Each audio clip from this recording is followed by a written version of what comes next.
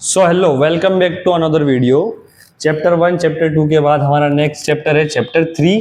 Chapter 3 का नाम है pair of linear equation in two variable. First of all इस चैप्टर को स्टार्ट करने से पहले मैं आपको इसका इंट्रोडक्शन बता देता हूँ। यहाँ लिखा है पेयर। पेयर में आते हैं भाई टू, कुछ भी दो चीज है जो मिलके पेयर बनाती है। उसके बाद है लीनियर। लीनियर मैंने आपको बताया था जिसकी हाईएस्ट डिग्री 1 हो, जिसकी हाईएस्ट डिग्री 1 हो। वेरिएबल है कोई सा भी, उसकी हाईएस्ट डिग्री अगर 1 होगी तो वो लीनियर होगा, 2 होगी तो क्वाड्रेटिक होगा, 3 होगी तो वो क्यूबिक होगा। इक्वेशन का मतलब होता है जहां इक्वल का साइन आ जाए, बीच में एलएचएस आरएचएस बीच में इक्वल हो जाए तो वो इक्वेशन होता है जी। और वेरिएबल आपको पता ही है, ए टू जेड कुछ भी चीज आप मानते हैं वो वेरिएबल हो जाता है, जिसको जो नॉट फिक्स्ड होता है। और यहाँ पर आपको यूज करने टू वेरिएबल। सो ये चैप्टर का पूरा नाम का इंट्रोडक्शन हुआ। ये चैप्टर के नाम का पूरा इंट्रोडक्शन हुआ। इसके बाद हम एक इक्वेशन क्रिएट करते हैं। तो हम लेना है टू वेरिएबल्स, तो ले लेते हैं एक्स और वाई। अब x के साथ जो नंबर होगा वो a होगा, y के साथ जो नंबर होगा b होगा। ये है x का कॉफिशिएंट, ये है y का कॉफिशिएंट। अगर मैं इसे प्लस करता हूं तो मुझे एक कांस्टेंट मिलेगा, उसको मैं c से डिनोट करूंगा। क्योंकि यहाँ पर इनकी वेरिएबल की हाईएस्ट डिग्री 1 है, 1 यानी हाईएस्ट पावर 1 है, तो इसका मतलब डिग्री 1 हो गया, तो ये लीनियर हो गया। इसके बाद ये इक्वेशन हो गया, क्योंकि यहाँ पर इक्वल का साइन लगा, इक्वेशन हो गया। यहाँ पर मैंने टू वेरिएबल्स का यूज किया तो टू वेरिएबल्स भी हो गया। अब पेयर की बात करते हैं, तो इक्वेशंस के पेयर होंगे तो एक और इक्वेशन बनानी पड़ेगी। जी बिल्कुल, एक और इक्वेशन बना लेते हैं। क्योंकि ये इक्वेशन नंबर 1 है और इक्वेशन नंबर 2 है, इसलिए मुझे यहाँ दोनों में कंफ्यूजन ना हो, इसलिए मैं A1, B1 एंड C1 नाम दूंगा और इनके कॉफिशिएंट्स को A2, B2 एंड C2 नाम दूंगा। Is that clear? यहाँ पर A, B, C तीनों ही नंबर्स हैं, तीनों ही नंबर्स हैं या फिर कॉन्स्टेंट्स हैं। और यहाँ पर x एंड y आपके हैं वेरिएबल्स, x एंड y आपके हैं वेरिएबल्स। तो ये हो गया आपका लीनियर इक्वेशन। लीनियर मतलब पावर 1 है वेरिएबल्स की।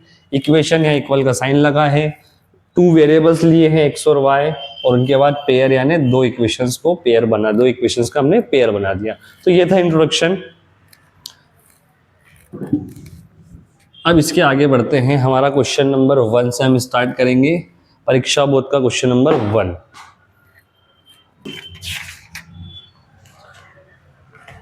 क्वेश्चन नंबर 1 परीक्षा बोर्ड से मैं स्टार्ट करता हूं। सबसे पहले तो आप ये देखिए कि कोई भी एक वेरिएबल होगा a1x plus b1y is equal to c1 and a2x plus b2y is equal to c2। ये इक्वेशन 1 है, ये इक्वेशन 2 है। यहाँ पर आपको थोड़ी सी बेसिक चीज समझनी पड़ेगी। इस चैप्टर में हमें कुछ नहीं करना है, हमें इन वेरिएबल्स की वैल्यू फाइंड करनी है, मतलब x और y के स्थान पे क्या आएगा हमें ये फाइंड करना है। तो 3 तरीके होंगे इस चैप्टर में हम जो पढ़ने वाले हैं। सबसे पहला जो है वो है ग्राफ मेथड, दूसरा है आपका सब्स्टिट्यूशन मेथड, तीसरा है आपका एलिमिनेशन मेथड। जी, हिंदी में ग्राफ को ग्राफ बोलेंगे, सब्स्टिट्यूशन को बोलते हैं प्रतिस्थापन एंड एलिमिनेशन को बोलते हैं विलोपन। ये 3 अगर आपको चीज कॉन्सेप्ट समझ में आ जाएगा, तीनों के मेथड समझ में आ जाएंगे, इस मेथड से आप x और y की वैल्यूज फाइंड कर सकते हैं। तो चैप्टर 3 आपके लिए इजी, बहुत ज्यादा इजी होने वाला है। ठीक, एक एक करके हम तीनों को समझेंगे। सबसे पहले हम देखते हैं ग्राफ। ग्राफ के सॉल्यूशंस किस तरीके से होते हैं। अब अच्छा देखिए, आपको एक चीज ध्यान में रख लेनी है कि ये ग्राफ में x, y एंड y एक इक्वेशन से एक लाइन आप बना सकते हैं। तो 2 इक्वेशन से आपके पास हो जाएंगी 2 लाइंस। कितनी लाइंस हो जाएंगी? 2 लाइंस। और जैसे ही मैं इन 2 लाइंस को इस ग्राफ में प्लॉट करूंगा तो मेरे पास केवल 3 तरीके होंगे। पहला तरीका जो ग्राफ प्लॉट करने का है लाइंस के द्वारा, अगर 2 लाइन को मैं इंटरसेक्ट कर सकता हूं, 2 लाइन को मैं इंटरसेक्ट नहीं कर सकता हूं मतलब पैरेलल हो जाएगी, और तीसरी लाइन जो होगी वो एक के ऊपर एक आ जाएगी। यहाँ पर क्रॉस हुई है, यहाँ नहीं क्रॉस हुई, और यहाँ पर एक के ऊपर एक लाइन आ गई है। जी, इनको कहते हैं हम इंटरसेक्टिंग लाइन, इनको कहते हैं हम पैरेलल लाइन, और इसको हम कहते हैं कोइंसिडेंट। क्या कह देते हैं? कोइंसिडेंट, या फिर हिंदी में संपाती भी कहा जाता है। तो अभी हमने देखा कि एक इक्वेशन से एक लाइन बनेगी, सो 2 इक्वेशन से 2 लाइन बनेगी। इस ग्राफ में अगर मैं 2 लाइन को पुट करता हूं तो मेरे पास केवल 3 तरीके हैं, या तो मैं क्रॉस कर दूं, या क्रॉस नहीं करूं, या एक दूसरे के ऊपर इन्हें रख दूं। बट ऐसी स्थिति में मुझे एक सॉल्यूशन मिलेगा, इसलिए हम इसको कहते हैं वन सॉल्यूशन। ऐसी स्थिति में मुझे कोई सॉल्यूशन नहीं मिल रहा, क्योंकि लाइन जब तक क्रॉस नहीं करेगी तो कुछ आंसर देगी ही नहीं, तो ये हो जाएगा नो सॉल्यूशन। और तीसरी स्थिति में देखो लाइन क्रॉस कर रही है, एक दूसरे के ऊपर आ रही है, तो हर एक बिंदु पे एक नया सॉल्यूशन मिल रहा है, हर एक बिंदु पे, छोटे छोटे बिंदु पे हर एक सॉल्यूशन मिल रहा है, तो इसको हम कहेंगे मेनी सॉल्यूशन। हिंदी में इसको कहेंगे एक हल, इसको कहेंगे कोई हल नहीं, और यहाँ पर हो जाएगा अनेक हल हो जाएगा, अपरिमित रूप से, मतलब हम इसको परिभाषित नहीं कर सकते, और यहाँ पर हो जाएगा मेनी सॉल्यूशन। तो ये था पूरे चैप्टर का ग्राफ मेथड का इंट्रोडक्शन। आगे बढ़ते हैं। B1 C1 की वैल्यूज क्या होंगी, है ना। तो हम क्वेश्चंस करेंगे, क्वेश्चन जैसे स्टार्ट करेंगे तो आपको पूरी कहानी समझ में आ जाएगी। लिखा है स्लाइड ऑन वेरी शॉर्ट का फर्स्ट वाला question.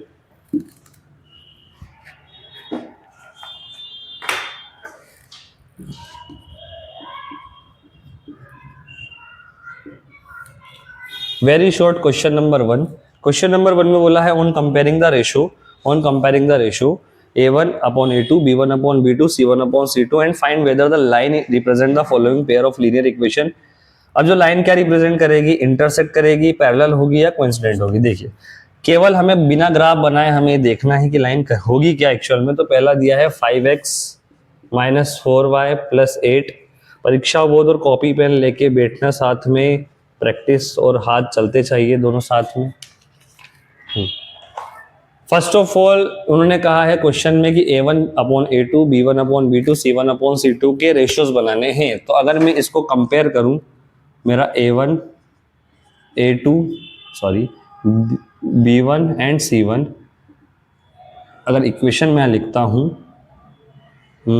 A1x B1y + C1 = 0, A2x B2y C2 = 0।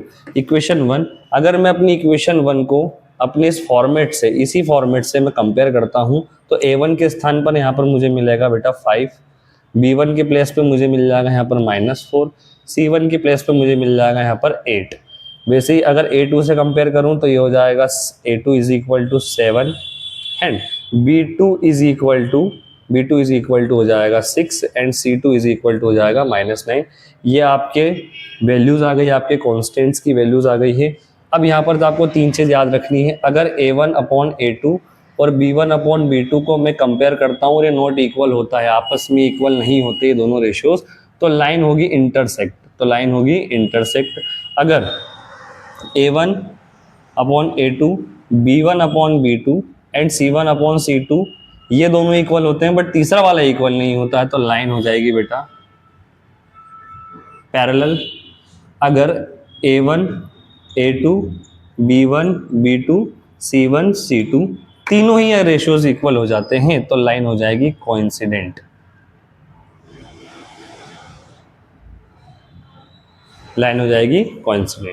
ये 3 याद रख लेना। A1 A2 इक्वल नहीं होने चाहिए, अगर इक्वल नहीं होते हैं तो लाइन इंटरसेक्ट होती है, लाइन आपस में ग्राफ में इंटरसेक्ट हो जाएगी। अगर तीनों में से ये दोनों इक्वल हो जाते हैं, और तीसरा इक्वल नहीं होता तो लाइन हो जाएगी पैरेलल, और अगर तीनों इक्वल हो जाते हैं तो लाइन हो जाती है कोइंसिडेंट। Is that clear? आगे बढ़ते हैं सवाल में। हमें करना क्या था, क्वेश्चन में हमसे पूछा था कि A1 upon A2 ये B1 upon B2 को कंपेयर करो और हमें बताइए लाइन इंटरसेक्ट हो रही है, पैरेलल हो रही है, फिर कोइंसिडेंट हो रही है। तो मैं देख सकता हूँ A1 upon A2 यानी 5/7 एंड -4/6। क्या ये दोनों रेशियोज क्या एक दूसरे से इक्वल है? नहीं है, इसका मतलब लाइन हो जाएगी बेटा इंटरसेक्ट। तो आपको कुछ नहीं करना है, इन इक्वेशंस को लिखनी है, कंपेयर करना है आपके फॉर्मेट से, A1 A2 B1 B2 C1 C2 की वैल्यूज निकालनी है। तीनों में से जो सी सिचुएशन यहाँ पर फिट हो रही है आपको वो लगाना है और आपका आंसर लिखना है। इससे इजीएस्ट वे इसको समझने का कुछ नहीं हो सकता। और मैंने आपको बता दिया कि ग्राफ में अगर मैं इन इक्वेशन से इससे एक लाइन बनाऊंगा, इससे 2 लाइन बनाऊंगा, इन दोनों लाइन को अगर मैं ग्राफ में पुट करूंगा तो क्योंकि इनके A1 upon A2 B1 upon B2 equal नहीं है तो लाइन हमेशा हो जाएंगी क्रॉस। सेकेंड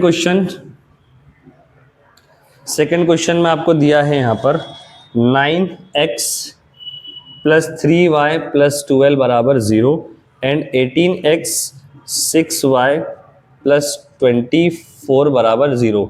मैं सेम इससे कंपेयर करूंगा तो यहाँ पर मैं वैल्यूज चेंज कर देता हूँ क्योंकि सेकंड क्वेश्चन हम कर रहे हैं। तो सेकंड क्वेश्चन में यहाँ पर 9 है, यहाँ 18 है, यहाँ 3 है, यहाँ पर 6 है, यहाँ 12 है, यहाँ पर 24 है।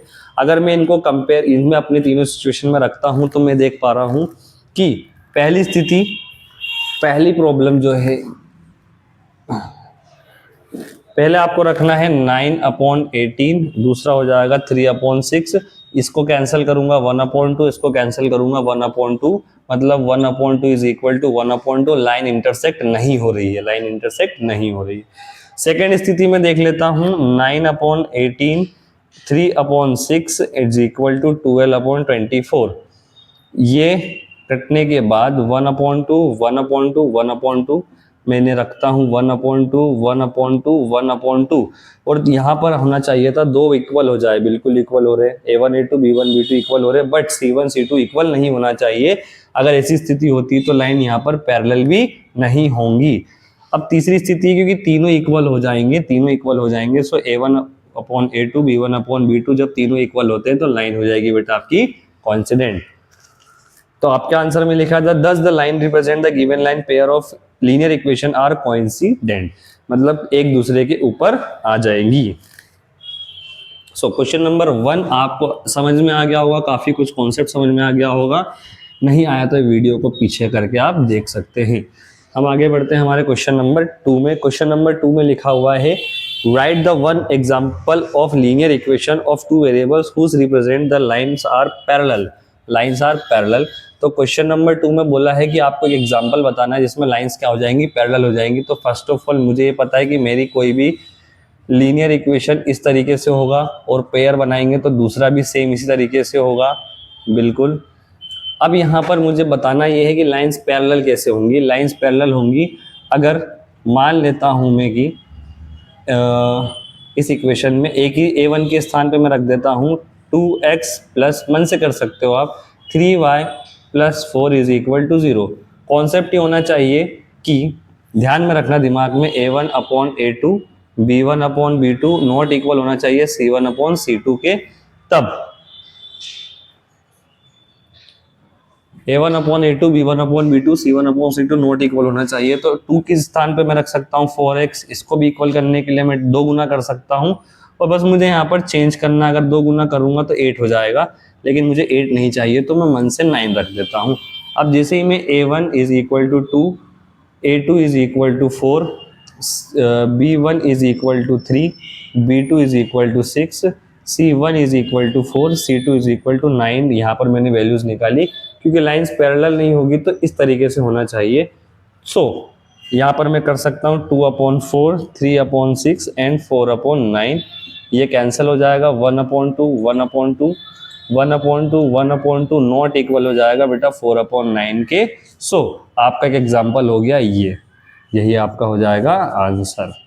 आप इसकी जगह मन से कुछ भी ले सकते हैं, कोई डिमांड नहीं है कि जो बुक में दिया है वही होना चाहिए, आप मन से कुछ भी ले सकते हैं।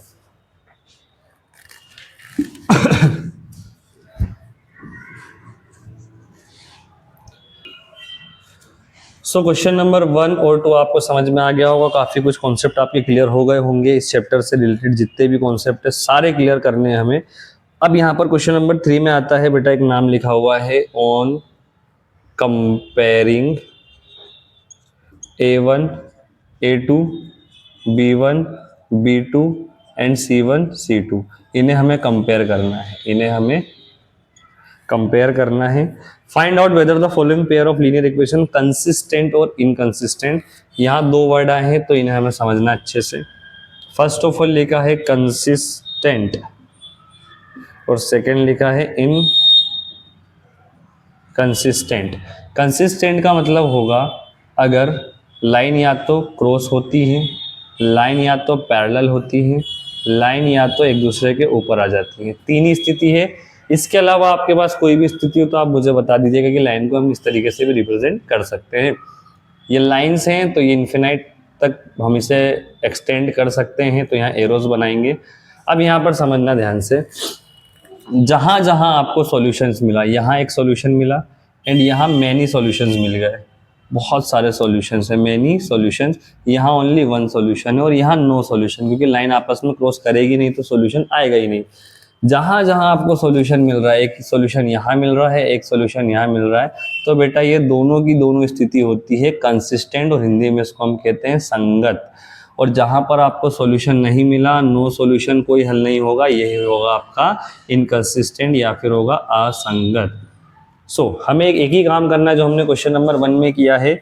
सबसे पहले आपको दिया क्या है, इक्वेशंस क्या दी हैं, लिख लेते हैं। 3x + 2y = 5 and second equation 2x 3y = 7। जिस तरीके से मैं कर रहा हूँ आप बिल्कुल इस तरीके से एग्जाम में कर सकते हैं, सॉल्व करेंगे। First of all a1x + b1y + c1 = 0, a2x b2y + c2 = 0। ये आपको इक्वेशंस रखनी है। अब इससे मैं अपने जो दी हुई इक्वेशंस है उसको कंपेयर करता हूँ। तो a1 = 3, b1 = 2, c1 = 5 हो जाना है, a2 = 2 हो जाना है, b2 = -3 हो जाना है, c2 = 7 हो जाना है। यहाँ से आपको आपके रेशियोज मिल गए हैं, मतलब a1 b1 c1 की वैल्यूज मिल गई है। अब इसे हम कंपेयर करते हैं। तो पहली स्थिति जो हमने सीखी थी कि यदि a1 a2 b1 b2 के नॉट इक्वल होगा तो lines are intersect each other, रेखा एक दूसरे को प्रतिच्छेद कर देंगी। देख लेते हैं हम निकाल के। 3/2 = 2/3। अगर ये नॉट इक्वल होगा, -3 अगर ये नॉट इक्वल होगा तो यहाँ पर सीधी सी बात है, लाइंस इंटरसेक्ट ईच अदर। बिल्कुल अच्छी तरीके से लिखना है इसको, लाइंस इंटरसेक्ट ईच अदर, रेखा एक दूसरे को प्रतिच्छेद कर देगी। जब रेखा एक दूसरे को प्रतिच्छेद करती है तो भाई यहाँ पर हो जाता है आपका आंसर कंसिस्टेंट। क्या हो जाएगा आंसर आपका? कंसिस्टेंट, या फिर हिंदी वाले मीडियम वाले लिख सकते हैं इसको संगत। यही आपका हो जाएगा आंसर, क्योंकि आपको पूछा था कंसिस्टेंट है या इनकंसिस्टेंट है। रेखाएं क्रॉस करेंगी तो इनकंसिस्टेंट है, मतलब किसी भी प्रकार से हल देगी, चाहे एक हल दे चाहे अनेक हल दे, तो रेखाएं कंसिस्टेंट होंगी। अगर कोई हल नहीं दे रहा है तो रेखाएं इनकंसिस्टेंट होंगी। ये चीज दिमाग में बिठा लेनी है आपको। सेम इस तरीके से क्वेश्चन नंबर 2 अगर मैं करूं तो सब चीजें सेम रहेंगी, बस सवाल चेंज हो जाएगा। तो सवाल है 2x - 3y = 8 और ये हो जाएगा 4x - 6y = 9। a1 b1 c1 सबकी वैल्यूज निकालेंगे। a1 = 2, b1 = -3, c1 = 8 हो जाएगा, a2 बराबर हो जाएगा 4, b2 बराबर हो जाएगा -6, c2 बराबर हो जाएगा 9, c2 बराबर हो जाएगा 9। हम इसको आगे करते हैं सवाल को सॉल्व। तो हमें पता है कि a1/a2 = होगा b1 नॉट इक्वल होगा b1/b2 के। तो लाइंस होंगी इंटरसेक्ट, लाइंस होंगी बेटा इंटरसेक्ट। तो मुझे इतना पता है कि जब मैं तीनों को इक्वल रखता हूँ एक दूसरे के, a1/a2 2/4 और 3/6, तो ये तो इक्वल हो जाएगा 1/2 और 1/2। इक्वल क्या नहीं हो रहा है? 8/9 इक्वल नहीं हो रहा है। सो 1/2 नॉट इक्वल होगा 8/9 के। ऐसी स्थिति में लाइंस हो जाएंगी पैरेलल, लाइंस हो जाएंगी पैरेलल, और लाइंस पैरेलल हो जाएगी तो कोई सॉल्यूशन नहीं देगी। तो आपका आंसर हो जाएगा इनकंसिस्टेंट या फिर असंगत। Is that clear? ये आपको कॉन्सेप्ट ध्यान में रख के करना है। सारे सवालों को एकदम प्रैक्टिस कर लीजिए, याद कर लीजिए, कॉन्सेप्ट से याद कर लीजिए। लाइन में अगर इंटरसेक्ट हो रही है या फिर कोइंसिडेंट हो रही है इनमें, तो ही आंसर देंगी, और आंसर देंगी तभी संगत होगा। संगत का मतलब क्या होता है? साथ आना। यहाँ भी साथ है, यहाँ भी साथ है, बट यहाँ साथ नहीं है, तो ये हो गया असंगत। तो क्वेश्चन नंबर हमने कर लिया फर्स्ट, सेकंड, थर्ड, और इतने ही सवालों में आपको सारे कॉन्सेप्ट्स क्लियर हो गए, क्योंकि अपने साल भर पढ़ा है, हम रिवीजन मोड पे हैं, हमें एग्जाम देनी है, इसके अकॉर्डिंग यहाँ तक का कॉन्सेप्ट आपको क्लियर हो जाना ही चाहिए। क्वेश्चन नंबर 4 की ओर बढ़ते हैं। क्वेश्चन नंबर 4 में क्या दिया है देखते हैं। क्वेश्चन नंबर 4 कहता है what is the nature of the lines graphically. Nature बताना है। सेम चीज है, नेचर आपको तीन ही नेचर होता है अगर किसी ग्राफ सॉल्यूशन में। लाइन क्रॉस होंगी, नहीं होंगी, और एक दूसरे के ऊपर आ जाएंगी। ठीक है, एक दूसरे के ऊपर आ जाएंगी, ये चीज होती है। अब समझिए कि आपको एक इक्वेशन दिया है x प्लस 2y बराबर -4 बराबर 0 and 2x plus 4y minus 12 बराबर 0। यहाँ मैं a1x यानी 1 रखूंगा, a2 की जगह पर रखूंगा 2। अब इतना तो आपको समझ में आ ही गया होगा कि कहाँ से मैं ले रहा हूँ। और b2 बराबर रखेंगे 4, c1 बराबर रखेंगे -4, c2 बराबर रखेंगे -12। अब मुझे इनको कंपेयर करना है आपस में। सो a1 a2 b1 b2 c1 c2 में वैल्यूज पुट करता हूँ तो 1/2 2/4 एंड -4/-12 ये कैंसिल हो जाएंगे, माइनस से माइनस कैंसिल। ये हो गया 1/2, ये इसके लोवेस्ट टर्म में है, इसको लोवेस्ट कर दिया और इसको भी लोवेस्ट कर देते हैं। सो 1/2 1/2 एंड 1/3 में ये दोनों इक्वल है, बट ये इक्वल नहीं है, तो इस स्थिति में लाइंस हो जाएंगी पैरेलल, लाइंस हो जाएंगी पैरेलल। Is that clear? मतलब तीनों रेशियोज में 1 2 3 में ये दोनों इक्वल है बट ये दोनों अनइक्वल है, तो यहाँ पर लाइंस हो जाएंगी पैरेलल।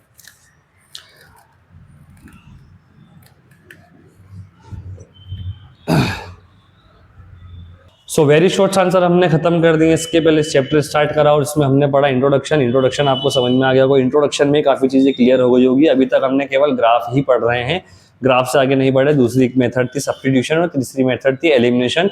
इस पे हम short answers and long answers पे चर्चा करेंगे और इसको हम वहां समझेंगे, क्लियर करेंगे। सो वेरी शॉर्ट आपका हो गया है। शॉर्ट आंसर्स के लिए नेक्स्ट पार्ट आप देख सकते हैं। Thank you.